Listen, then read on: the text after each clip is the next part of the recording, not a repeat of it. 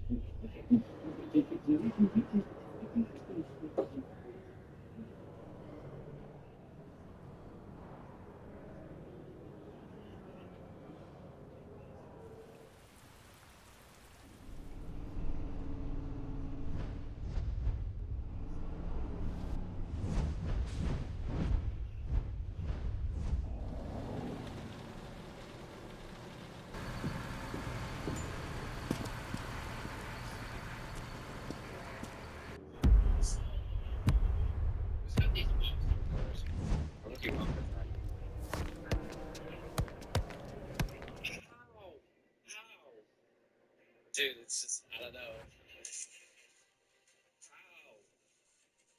Yo, get it for me, G. That's crazy because you have to react faster than him. Yeah. That's impressive. Who's got these nice?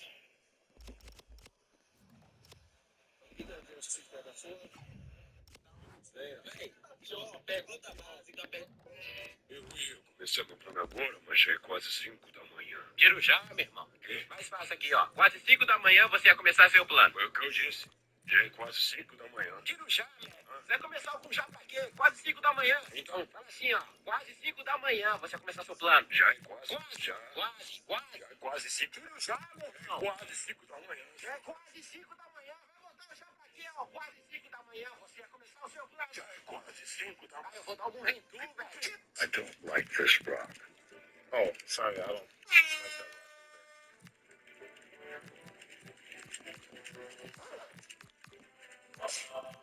Robert, it's pissing me off. I don't like this rock. This check.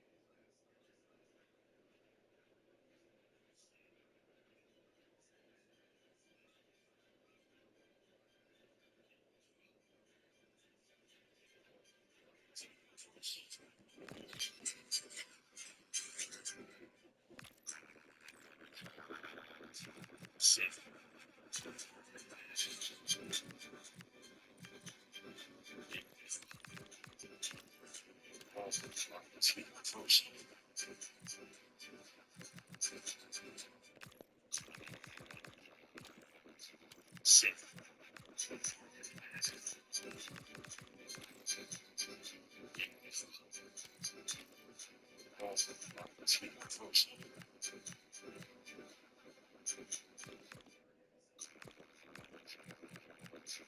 Safe.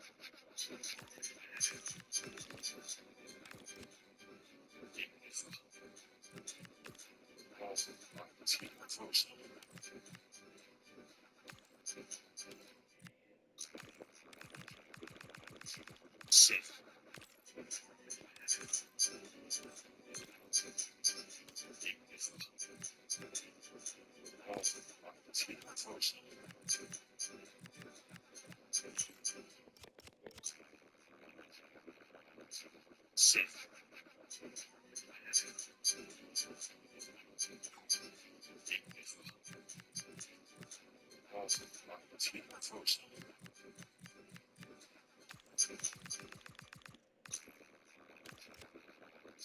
Safe. Safe.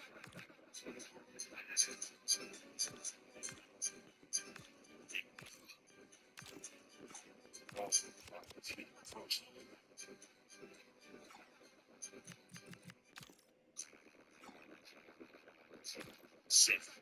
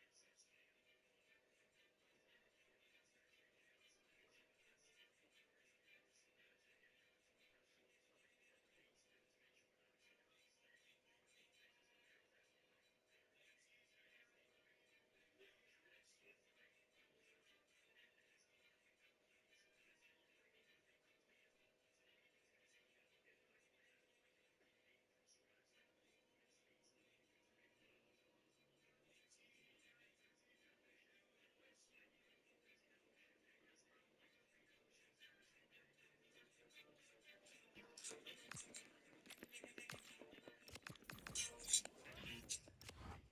love you, Dad. All right, enough. What? It's Father's Day. Yeah, okay, the day's over. Mom, it's 12:01 a.m. What about me? All right. I'm going to Dad's at 3. What about Gary? What about... Y'all cool with your girl making more money than y'all? Ladies, y'all cool with me trying to trash? My life is yours. Y'all cool with your girl making more money than y'all? Ladies, y'all cool with me trying to trash? My life is yours.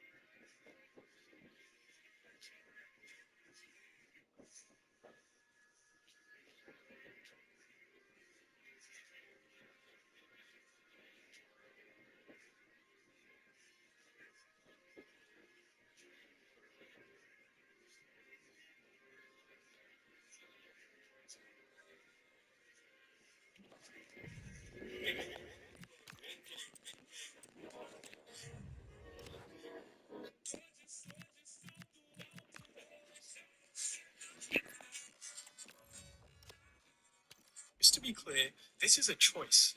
Whenever they shoot people who aren't Gordon, they look into the camera just fine.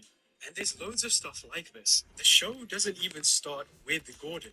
He enters like 5 minutes in, after the restaurant owners have already been introduced. It's a bit weird, isn't it? It's like Gordon is a guest on his own show, the show that he executive produces. The more I looked at this, the more I realized this is Gordon Ramsay's image. You, the restaurant owners, the value of an episode of Kitchen Nightmares is they get access to Gordon and his expertise. But when you think about the way an episode of Kitchen Nightmares is presented to us, the viewer, it's like the value we're getting from the show is that we also get access to Gordon. Like he's this exclusive entity. And this is everywhere across Gordon Ramsay's image. Gordon's always been really popular, but he's arguably the biggest he's ever been today. And I'm not just talking muscle-wise either. The average Kitchen Nightmares episode was pulling in 3 to 4 million viewers, and Hell's Kitchen at its peak had about 12 million an episode. But the Gordon Ramsay YouTube channel has over 20 million subscribers. Well, just the sort of weather the fans were hoping for this evening. It's absolutely ideal. I'm Derek Ray in the commentary position, and I'm joined for expert analysis by Celebrity chef. And the I don't focus have is on the expectations. Cook I've Squad never watched Battles encounter. And the food Your critic A.A. expectations? Gill has this to say about it. Being a celebrity chef is the worst position. He's really bad at it because he can't control his temper. Gordon's reputation for being quick to anger was great for reality TV, but it accidentally tapped into something else as well, the internet. Kitchen Nightmares was originally on the air between 2007 and 2014. Do you know what else was airing during that time? Yup, we're actually doing this. I swear I'm it. Gordon's personality perfectly taps into that brand of outrage culture that the internet just loves. I honestly don't think it's that much of a stretch to call it the angry cooking nerd. They're pretty similar. There's videos where he's passionate about stuff, and then there's other ones where he gets angry for no reason. Just saying, we might be a few years away from a skit where Gordon meets Bugs Bunny. Okay, that's quite enough of this bitch. The way most people are watching Kitchen Nightmares these days isn't on TV, it's on YouTube. Specifically, the Kitchen Nightmares YouTube channel that just posts clips and episodes of the show. If you haven't seen the Kitchen Nightmares YouTube channel before, it's gonna blow your mind. Because whoever runs it must be like 70 years old or something. Because it's some of the worst, out of touch, relatable meme humor I've ever seen. It's like stuff you would see on 9gag. Like, yeah, I'm really gonna click on this because it referenced Rufflecopter. It's like someone took those Sunny D depression tweets and put them in the hyperbolic time chamber from DBZ. This is genuinely one of the weirdest things I've ever seen. No matter how long I look at this, it still feels kind of icky, because this is a very cynical decision. The Kitchen Nightmares YouTube channel is trying to cultivate a parasocial relationship with you, because it knows there's only a finite amount of Kitchen Nightmares episodes out there, so it needs you to come back and click on the videos for another reason. Parasocial being a one-way relationship where you get invested with someone you don't know. It's fine, it's just a part of being online. A lot of people have them with YouTubers. I really like your hair today, by the way, please subscribe. Have you noticed how this isn't building a relationship with Gordon Ramsay? It's building a relationship with the social media manager of the Kitchen Nightmares YouTube channel. Guys, I got a promotion. The Lost of Us finale broke me. I can't think of anything funny. I'm on my third coffee and I feel nothing. How about you? I particularly like how they use no grammar on that last one to make it extra relatable to me, a Gen Z. All of this is to say, even the parasocial relationships on the official Kitchen Nightmares channel treat Gordon as this exclusive entity that you can only get a little bit of access to. That's how meticulously maintained his public image is. Well, let's look at how one of these Kitchen Nightmares episodes is made behind the scenes. Is what I would say if they had ever once actually talked about how they make it. They're incredibly secretive about how, so to speak, the sausage is made. And the reason they'll never say anything is because if they did, you'd realize just how insanely stacked the deck is in Gordon's favor. For example, one of the ways they get the footage they need is by putting up cameras everywhere. And that's not everywhere in an exaggerated sense, but genuinely everywhere in the restaurant. I'm Mindy, and I'm a meathead. Well, they've been getting the substitute An interesting ready, and now childhood. they will make the personnel change. She just couldn't get enough of meat. It wasn't easy being a meathead. It is. Meat for real meatheads. Yup. Looked like you wanted to take a swing at me with that flat check from that high up outside of the headquarters. That senior officer had a gun at you. You're annoying. Again now, he does so well to slip past his man, leaves him stranded, and once it falls to him like that, it's a routine finish, cool and clinical. Dale Fry. Good-looking ball. Well, Oh, you picked really, out the perfect run what if there. I've got a great personality? Clever player, You isn't don't. he?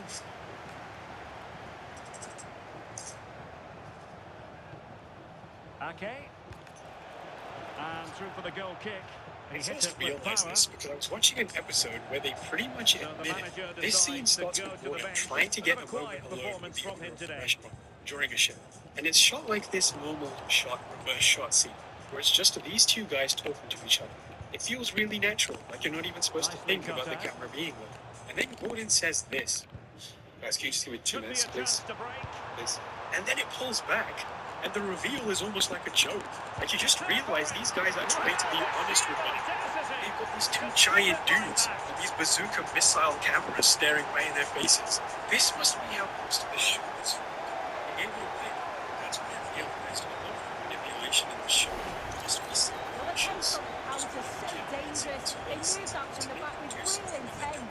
And what a It's a finish really too. powerful He gets his psychological head thing. up, sees where the keeper is, and just chips They're it being over him. recorded. It's a It's why superb acting is a goal. professional job and would do something that they don't want to do. It's a really powerful psychological thing. Humans So naturally feel underway again uncomfortable when here, they're being and it's going recorded. to take It's why a acting is a colossal effort if professional they have job. designs on Do bouncing back. something that they don't want to do. It's a really Pedro powerful Gonçalves. psychological thing. Humans naturally feel What a uncomfortable timely when they're being intervention. recorded. It's why acting is a professional job. And what do people do when they feel nervous? And They go running, with the and flow. he's in. This feeling of going along with something Well, really close, we have to say, but I is wonder literally if the the basis shot of choice some was other wrong. entire Oh, shows. I think he could have like placed Nathan it. Fillion It's or the Eric really Cartman close, show. but It's just a that couldn't powerful find the thing. finish. But this scene isn't done. And check out how the rest of it's filmed. You might think logically And the there it scene is, would the end here, half-time whistle. because why else would Gordon ask for a moment away from the cameras? But they keep filming from the outside, through a window, and there's a camera already planted in the room. And since this is a show, they're wearing The ball is microphones. moving again, Everything and they're the saying Krakens have is left still being themselves with a recorded. real So mountain to even though climb this in the owner second thinks half. Ramsey's being genuinely honest with him, he's not, is he? In Radio. fact, I would argue the only purpose this Josip scene has Stanisic. is to make Gordon look better, right? Like he Harder. did a selfless act. But it wasn't selfless, because it was in the show. Pedro What? Gonçalves. But this idea of setting up cameras everywhere you want starts to Stanisic. make it feel a lot more like surveillance. They're obviously Rico doing Ueki. it so they can have as much footage the as ball with possible, Pedro so that they Gonçalves. can edit the show into He whatever read the they want. situation That might be defensively fine and on did a his show job. like Big Brother, where contestants Now fully sign up for counter-attacking that experience. possibilities. But it's another thing to go into someone's irrational, a place that they only like from day one, essentially a second home, and set it up there. Even if they agree, they're not going to think of themselves as being constantly filmed. The more I thought about it, And the more I slipped realized through I've seen this beautifully. exact style of filmmaking before. Nobody was filming. In the 18th century, Michael Jeremy Bentham invented this design for a prison that he called the Panopticon. Blackstenius. Essentially, the prison would be designed in a circular shape, with a single Neil tower in Harder. the middle and a single guard inside it. The tower is designed in such a way that from Harder. the inside of it, it's possible to look at every single corner of the prison. But from the outside as a prisoner, you can't see Fernandez. into it, so you have no The idea timing was what you're being perfect. watched. Ball one. You have to perform every second of every day, as if someone could be judging your every action, 30 whether minutes left for intentionally or play. not. This is exactly how Kitchen Might be able Nightmares to is set set up up. the chance. Here's a question: who's the tower guard in this scenario? Can't be Gordon. Ah, Can't a be the cameras or the magnificent producers challenge. either. So Yeah, lovely that tackle, only well really in. leaves Timed it well, didn't he? us. We're the people constantly watching them. Instead of one guard, there's infinite amounts of us. Since Can he find the YouTube's right always pass? streaming, we're Good watching ball over the top. 24/7. Can he put This it camera away? footage has And no the power keeper by itself. there to deal It's with only it. by the implication that we're going to watch it that it gets any power at all. They're afraid of us seeing them Oh, in could negative be an ways. opportunity They're right to here. feel that way. Almost 2 Determined decades defending. later, people are still watching the same episodes, me included. People have clipped together compilations of Boiling Point and stuck them Pedro on YouTube, Gonçalves. and they get millions of views. But they're not highlights of Gordon's struggle. It's just the scenes of him getting Now angry plays with and a abusing positional people. sense that Any is of the second to filmmaking none. in Boiling Point that would show And the ball Gordon's with Pedro failings and Gonçalves. maybe try to ask you to come to your own conclusions aren't here anymore. These clips have been surgically cut out and Ready to extracted break, from their perhaps? context. Just look at the Kitchen Nightmares YouTube channel. One of the most viewed videos on it. Clips of Gordon insulting and fighting Inexplicably, it people. fizzled out. Compilations of hating food. And it Lovely was. weight. Remember, I enjoy watching Kitchen And Nightmares. quick thinking defensively. It's sort of like junk food. On some level, I want that instant gratification. But no Now, matter how who bad can I he think play it it is, to? I still enjoy it. They found a formula to roll He's in that the- entertainment to its most fundamental basis. Even though we're all aware it's fake and staged and lying to us, I don't think any of us are immune to it. All you need to do to stop it is just turn it off.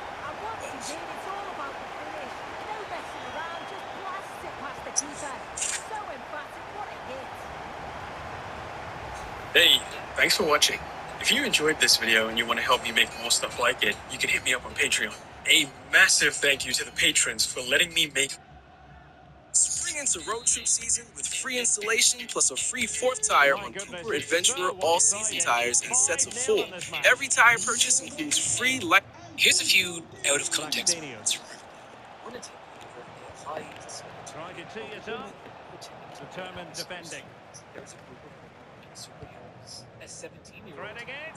bare knuckle boxing match and a billionaire to take. Crouch is in here. There is a magic word that comes to his memories and puts them into a violent murder trance. There is a good-looking cult run. of subterranean worlds. Magnificent defending.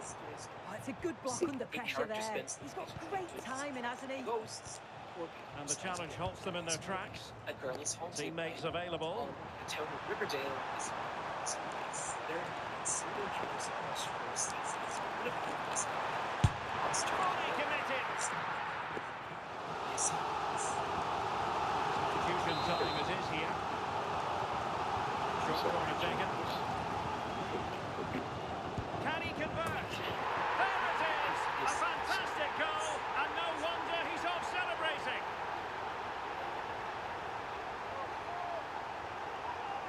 any of the things.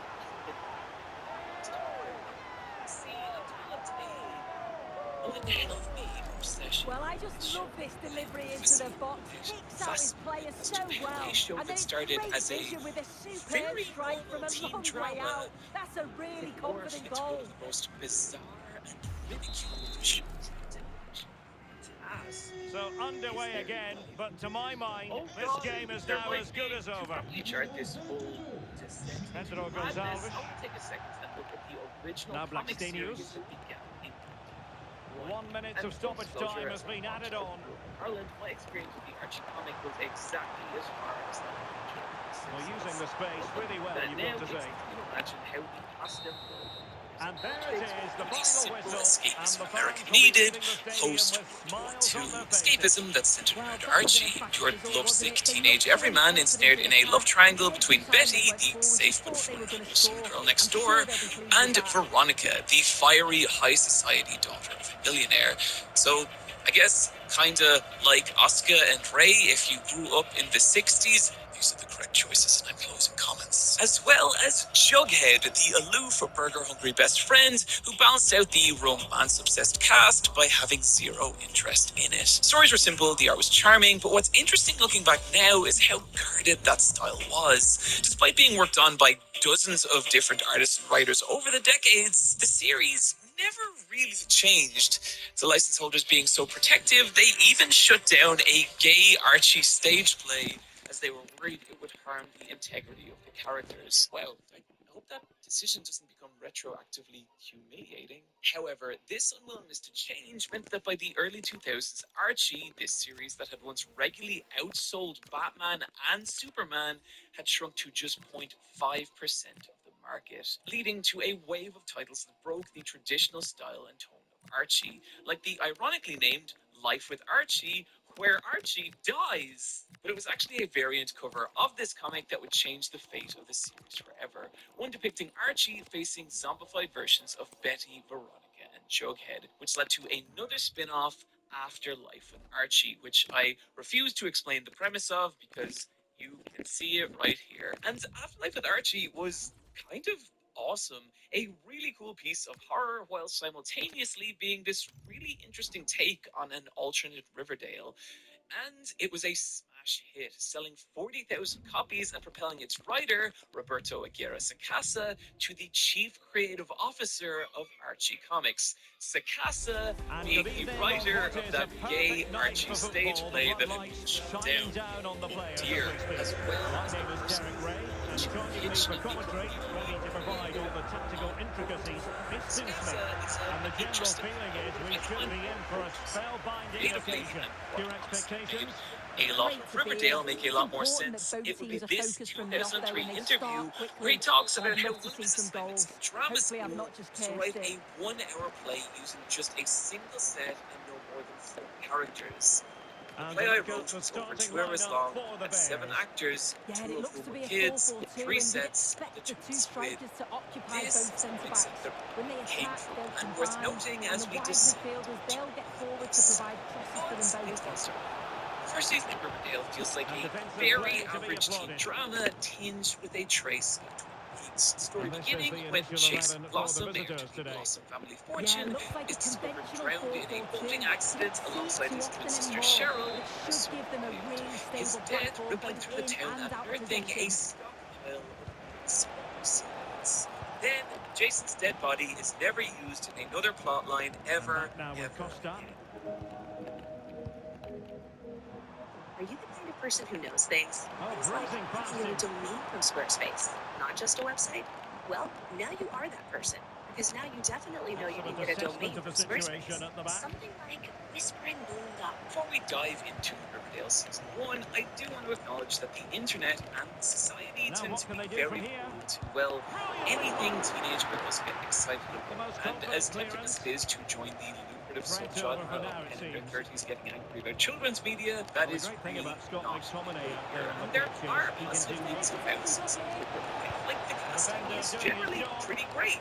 Lily Reinhardt is Betty with a sweetness and charisma that really captures the charm of the character. Madeline Pesh as Cheryl has this cool, sarcastic edge that unironically makes her. KJ Apa playing Archie, who spends half the show getting the piss kicked out of him, forms the character with the innocent sympathy of a small dog who cannot get his PlayStation working on Christmas morning. He also looks very good with his shirt off, and the show is very, very aware of this. In fact, the entire cast of Riverdale, including the parents, all have this level of unearthly super beauty I could only liken to some impossible, sacred, dear God. So it is a nice show to look at, and unfortunately, that is where my prices end. If we break down Season 1 into its two core aspects, it would be the murder mystery plot and the high school drama that plays out between the characters. And it's that second part that makes up the vast majority of Season 1. The problem being that it's just not very good. When not borrowing plot lines from other better teen dramas, your Lucy's, your Gossip Girls, your Dawson's Creeks. Yes, I have watched all of these. No, I'm not offering this relation. The only thing that Riverdale really has to set itself apart is its attempt to tackle modern teenage social issues, which it does do very badly. Riverdale Season 1 has this habit of dragging up social issues but then discussing them with all the my partner, whenever I suggest you give case in point, the episode. It starts with Veronica hooks up with a football player, Chuck, only for her to be slut-shamed on social media the following morning, Chuck claiming he gave Veronica a sticky maple. And it's like, okay, cool, slut-shaming's a real problem and a topic that shows like this should talk about. However, we soon learn that Veronica never actually slept Chuck, as he has with every other girl he's harassed in the same way. Now, I am not a lady, so I might be out of my depth here, but in a story about how women shouldn't be shamed for having healthy sex lives, is it not perhaps an important part of that story that the women in question do have healthy sex lives? Because if they don't, then the focus now shifts from women are being slut-shamed and that's a societal problem to this one football player is a liar, and that's very bold in carrying this kind of shitty implication that if these girls had actually slept with Chuck, they would be more deserving of the online harassment. It's frustrating because the show did have the chance to say something cool and interesting here. It just didn't. That is a constant particularly in how they showed it. See, a staple of Jughead's character across nearly all of her comics is that he has zero interest in romance. Because if he does, that would disrupt the love triangle of Betty and Archie. This has led a lot of us to speculate that Jughead is asexual. This aspect of the character was actually canonized in 2016, but in Riverdale, it's disappointing for two reasons. One, I'm sure asexual people will appreciate the representation. There are very few asexual characters on television, and that is SpongeBob SquarePants. Two, I think creatively, this would have been a much more interesting direction for the character. Like, take Todd from BoJack Horseman. Part of what makes this character feel like such a sweet little angel man was watching him figure out himself and the difference between sexual and romantic. And it made this one in with the different keeper. plot You lines just that wonder felt how he's going to fresh and finish. original Goes for because you power, hadn't strikes seen through them the ball, 100 leaving times the keeper with before. no And the chance. creators are aware of this. Cole Sprouse, who plays Jughead, has been an advocate for this direction for the character, and even in early interviews, Sakasa and the writers have stated that they planned on exploring this aspect of Jughead, but we are now 5 seasons in, and my point here is not that the show is bad for not portraying Jughead as asexual, just that this is part of a larger trend of insincere writing, where the show wants to come across as socially conscious, but does it insincerely or ineptly. And it does so with even the most basic of social issues. Like, take this scene in Veronica's home where Ethel confesses that her dad has been fired, her family is broke, and she's struggling with mental health. And Veronica says, We have a lot more in common than I thought. We lost our place at the Dakota. Being ruined sucks. and it's just, how are you ruined, Veronica? Look around you, sitting in your Chanel outfit, nibbling your quiche Lorraine off your bone china in your literal mansion. Arguably, the bigger issue is that when Riverdale is not mostly a source of community, it is just every other high school show you have ever seen.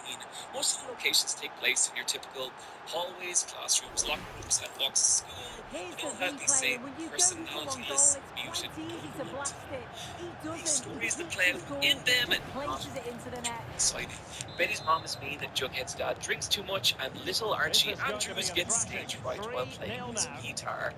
It never feels like we're learning anything about these characters through the scenarios they're placed in or the actions they take in those scenarios, but instead, we just get these weird, awkward spiels as they just monologue about their own identity in a way that's, well, Okay, here's the thing about it. I'm weird. I'm weird. I don't fit. I don't want to fit in. Have you ever seen me without the stupid hat on? That's weird. yeah. We believe education is the key to success. Whether you know your next step or are still figuring it out, we can help. Visit us at miller-mod.edu to learn more. Miller Mod College, where passion becomes skill. And while there is fun in the murder mystery plot, and there are occasional flashes of strangeness, like Betty putting on a wig and becoming Dark Betty or Cheryl's weird vampire couple family, outside of these frequent instances, it's just a bog standard high school drama of such crushing mediocrity that, God help me, I'm going to take breath to explain it. Here is something that I, well, just kind of made up, really, that I like to call the median valley. On the x-axis, we measure from low quality to high quality, and on the y-axis, we measure from unenjoyable to highly enjoyable. And if we were to chart my taste in media, it would follow this curve right here. At the highest end of both quality and enjoyment, we would have something legitimately great, like Cowboy Bebop. But on the opposite end, we would have something like the infamously terrible film The Room. However, despite the ocean of debate, and if we were to chart my taste in media, it would follow this curve right here. At the highest end of both quality and enjoyment, we would have something legitimately great, like Cowboy Bebop. But on the opposite end, we would have something like the infamously terrible film The Room. However, despite the ocean of difference in the two's quality, both rate as highly enjoyable. Bebop because it's a fucking masterpiece, and The Room because through its sheer awfulness, it becomes this bizarre and fascinating portrait of the person who created it. It might not be traditionally great art, but goddamn is it entertaining. Then there's this section, middle right here.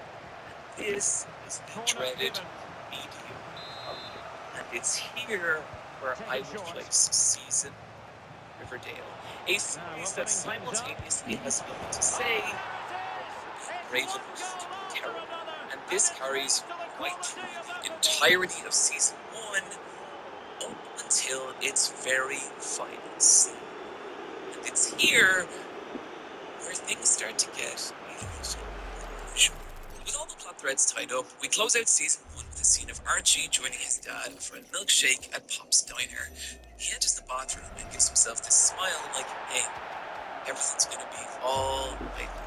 Archie, you haven't been there yet. When suddenly he hears shouting coming from outside and emerges to find a gunman menacing Tate before turning his Oh my goodness, Archie's it's so dad was one-sided. shot 5-0 trying to in this protect match. Archie. The gunman fleeing the scene, bringing season 1 of Riverdale to a shocking close. It's a good-looking ball, and he's in. The theory about this, that is, I don't think the writers had any idea what Can they he were find the doing right when pass? they wrote this scene. I And don't winning think it they back. knew who the shooter was or where this story was going. Good I think distribution. this was just written as a short. That might not sound like a big deal, but whatever I say, the rest of season 1, it does feel like a planned story. Inciting incident that triggers each character's arcs, all of which wrap up logically by the final episode. And if I'm right, then this scene is the moment that song Successfully cut when out. the show goes from a coherent narrative Priority to was to hang on to the ball, else. which he did. So I'm gonna let you judge, which is why Opportunity it I'm is. presenting my case as to why I believe the writers did not know where the story was going in excruciating detail. Okay, I want to start by asking a very Well, simple not too question. far away at all, What but getting happens underneath it in ever this so scene? And slightly. specifically, what is the motive? And there are 3 pieces of evidence to tell us this. First, being the gunman initially Sloppy in targeting possession only from the Pops, Bears. presumably because his objective is to get Well, there was Till, impending danger, only but turning on good defending. Fred when he tries to intervene. And supporting He's this in here. is our second piece of And a evidence. superb Though it's stop. muffled, Yeah, we can quick hear off the his gunman line and scream at creates Fred a to space. give That's me why you work on angles Pops. in training, isn't it? Our third piece of evidence coming after Fred is shot, when we can plainly see loose dollar bills in his Benjamin room, Kellman. presumably which the shooter took from They Pop's couldn't till. keep it again. And so the And so the conclusion I referee think blows for most full time, reasonable and it people will goes come down to as a victory is that for the the gunman's visitors. motive was Well, it to was a steal very short money, performance, which led wasn't to it? a botched Particularly robbery, impressed with their play going resulting forward. in They were Fred really Andrews lively being and shot by almost cutting through accident. at will at Now, times. The result what if never I in told much you doubt. that is not what happened? Season 2 begins, and the entire scene is no longer a botched robbery, but instead the introduction of the green-eyed serial killer, the Black Hood, a maniac hell-bent on cleansing Riverdale of sinners who targeted Fred Andrews because of an extramarital affair he was having with Veronica's mom. And this change raises 3 big inconsistencies with how the scene was originally shot. 1, if Fred Andrews was the gunman's target, then why did he attack Pops first? Fred is plainly visible from the entrance. And 2, if this was not a robbery and his motive was to kill Fred and not steal money, then why ask for Fred's wallet, especially before shooting him if that was the original intention? And 3, if this really wasn't a botched robbery, then where did the loose bills littering the ground come from? It's through these 3 inconsistencies we can see how both the motives of the gunman and the actual events of the scene itself were changed in between seasons. Meaning... Okay, shit. While writing this, I actually found some evidence that maybe I'm wrong here. The Black Hood is an old MLJ comic book superhero, and the show does like to reference classic MLJ characters a lot, so the gunman wearing a black hood could indicate that they really did have bigger plans for this scene. And there is a line in the narration that indicates this wasn't just a random robbery. Marked by an act of violence. It was anything but random. Granted, that could have just been added in post-production after this was shot, but the inconsistency with the wallet, well, season 2 actually addresses this directly by speculating that the Black Hood took Fred's wallet so he could learn where Fred lives and attack Archie and his dad at a later date, which does kind of make sense. Man, why would I set up my own arguments only to debunk it myself? Or so I would say if the second season's attempt to cover up the inconsistency with the wallet didn't lead to a far bigger inconsistency. See, when we eventually find out the identity of the Black Hood, he's revealed to be Hal Cooper, Betty's father, who also had an extramarital affair. But you know, it's fine, it doesn't matter. Who wouldn't need Fred Andrews' wallet to know where he lives because the two are next door neighbors. But my real silver bullet piece of evidence in my case as to why the writers really had no idea who the Black Hood was, even well into season 2, comes in that little innocuous detail they gave us about the Black Hood's green eyes. Because if we look at this scene from season 2, episode 10, we can very clearly see that Hal has blue eyes. But then fast forward to season 2, episode 20, and his eye color has now changed to a vibrant green, because it's only now he's being written as the Black Hood, meaning the writers really would have had no idea who this character was or where this story was going when they first wrote it. Your Honor, I rest my case. The reason I'm going into such detail about oh god, I shouted too much in the previous section and I think I've lost my voice. Hang on, I'm gonna drink some water. The reason I'm going into such detail about this is that understanding how this scene was wrote changes the intended purpose behind it. It wasn't written as the beginning of a planned narrative, but as this big instance of shock and awe designed to draw in as much attention as possible. And here's the thing. It worked. Riverdale saw a huge spike in viewership from season 1 to season 2, and while there could be multiple factors in play here, I bet that the shock of the shooting scene at the end of season 1 was a big factor in it.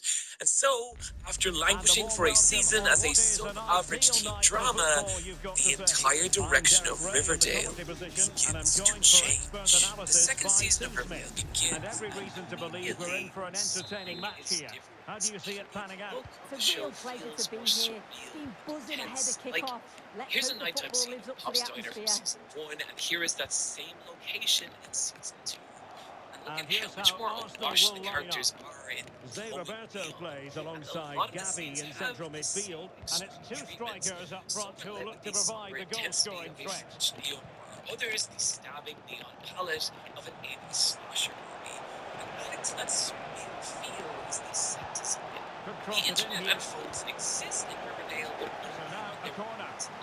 but a lot of the technology is from a period much older than that. From these old-timey supported telephones, retro televisions, and it all comes together to give the town of Riverdale this feel like it's a place that exists outside. This is just the beginning. Some characters are completely recast with more extreme personas.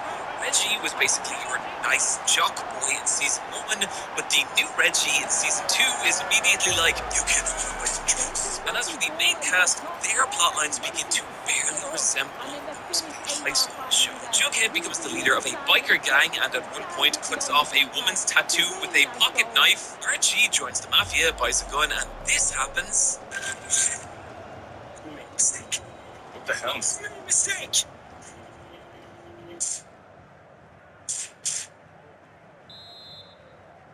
Okay, I edited sound effects myself, but it's still pretty wild. Veronica's dad, Hiram Lodge, is finally introduced, and from this point becomes the show's central villain. And oh my god, I love this character. He keeps a giant portrait of himself above his desk. Things get weirdly erotic between him and Archie. There's nothing soft about me. Okay, well, I ship it. Veronica, no! Betty discovers she has a spooky brother who moves into their home, and oh my god, he's a serial killer! Oh no, wait, no, that's her half-brother. Her real brother is in the FBI, that's a relief. Oh my god, he's also a serial killer, and he's in love with the first serial killer brother! Well, at least she's still got her dear old dad. Oh no! So if season 1 of Riverdale Riverdale is your typical high school drama, season 2 starts to feel like a strange, feverish crime thriller. When I started to look into why there might be such a massive shift between seasons, what I found was pretty interesting. Here is every writer who wrote a team in season 1.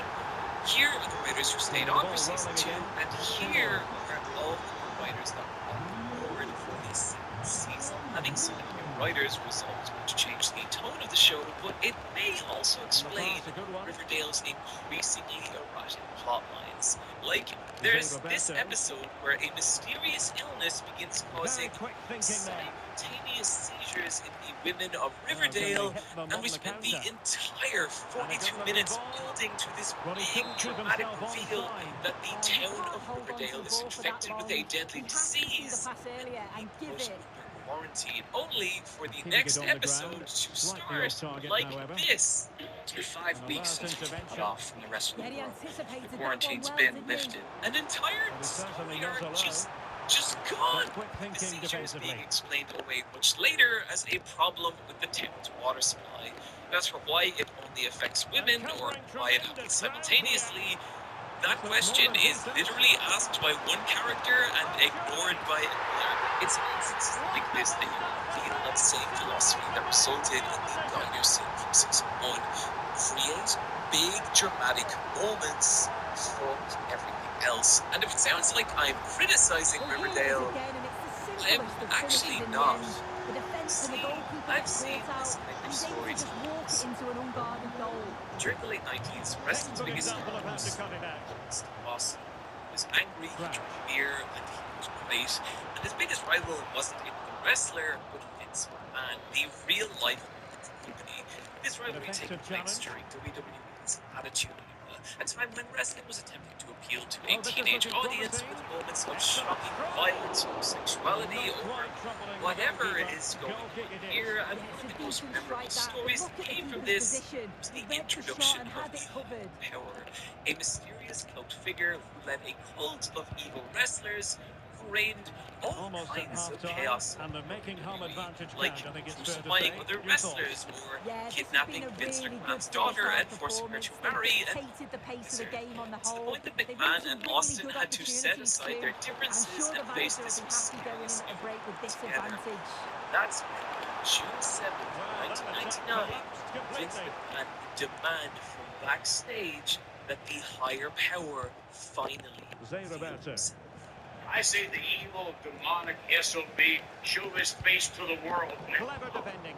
Who could it be? If you're wondering about stoppage time, 1 minute to be added on. Oh, a brilliantly timed tackle when it really mattered. That is that for the first in a twist that made no sense to anyone except maybe himself, Vince McMahon was revealed as the Higher Power. His moves were nonsense, it didn't progress the storyline, Austin in any meaningful way. It was just this moment. But the thing is, including myself, remember this really fondly. The Attitude Era was What are you doing? shocking moments like this. That is a big part of why it is so fondly remembered by fans, despite the fact that the actual storylines and wrestling were frequently quite bad. And I do think there's something kind of compelling about the audacity that comes with narratives focused on creating insane moments like this. That just aren't possible or technically competent storytelling. It might not always be good or logical or even coherent, but goddamn, it can be entertaining. That is a lot of the appeal of Attitude Era wrestling, and that is also the appeal of Riverdale. And from this point on, good God, strap yourselves in, because nothing will prepare you for the sheer insanity is Riverdale's third season. Season 3 of Riverdale, or as I like to call it, Archie Goes to Prison, is one of the most bewildering, but I have to be honest here, wildly entertaining pieces of television I've ever seen. The early storylines focus on Archie going to beautiful boy jail after being framed for murder. There, the evil warden forces him to compete in an evil underground fight club, and this right here is the tamest storyline of the entire season. As back in Riverdale, a new girl has started at Riverdale High. Evelyn Evernever, whose father is the leader of a And he's fired over the corner. grassroots And that is religious not going to help movement the known cause. as The the header farm. well off the At mark. first, it seems harmless, but then slowly, the farm begins to wrap its tendrils around Riverdale High as more and more of its students begin dressing Rafael in Leao. white and subscribing to the farm's specific Making lifestyle. considerable And with this progress with story, the ball. it's a ludicrous peak But it almost fizzles with out the thanks to that piece of mid-season defending. musical episode. By the way, Riverdale has musical episodes. I know that's not that usual, but God, there's so much when Support available. musical version of the Heathers, a low. Oh, it might be. Oh, wow. Brilliant defending. Evelyn. Yeah, recovers so well there.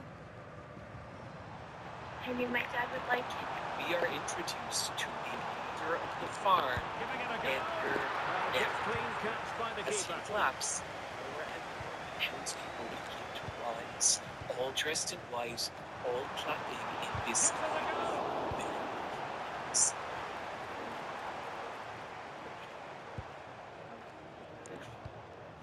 It might be the Chaos Goblin in my brain, but Kunde. I kind of love this moment. It's such an insane and fun way of revealing how much of this town has been taken over by this creepy fucking cult. And sure, it's sneaky and garbage, but this right here, this is gourmet garbage. And do you feel that?